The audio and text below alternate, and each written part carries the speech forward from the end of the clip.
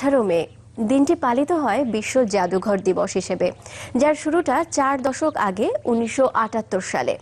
বিশ্বের অন্যান্য দেশের মতো বাংলাদেশেও নানা আয়োজনে পালিত হচ্ছে এই দিবসটি।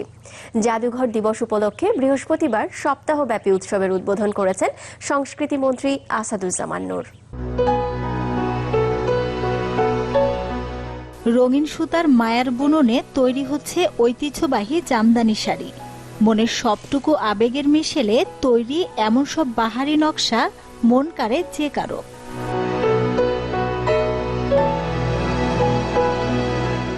কেউ আবার নিমগ্ন মনে রং তুলিতে রাঙিয়ে তুলছেন মাটির তৈরি নানা পণ্য। আছে শীতলপাটি বুননের গল্পও। এমন উপস্থাপন রাজধানীর জাতীয় জাদুঘরে, উপলক্ষ বিশ্ব জাদুঘর দিবস। জাদুঘর কথা বলে এই শিরোনামে পালিত হচ্ছে এবারের আন্তর্জাতিক জাদুঘর দিবস।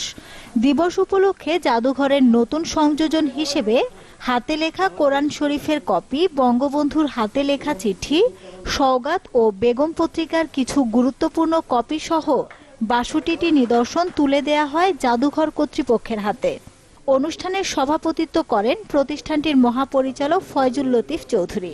আমরা চাইছি যে শুধুমাত্র সরকারি উদ্যোগে নয়, বেসরকারি উদ্যোগেও জাদুঘর গড়ে উঠুক এবং সেগুলোতে আমরা সহায়তা দেব।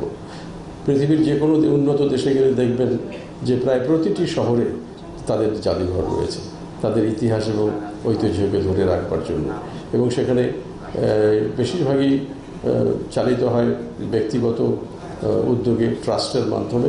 সেখানে সরকার হয়তো কখনো কখনো সহযোগিতা প্রদান করেন।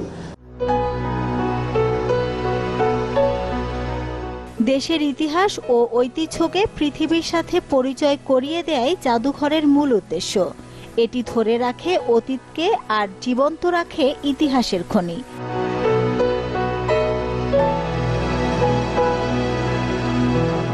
মাসুদা লাবনী, চ্যানেল 24, ঢাকা।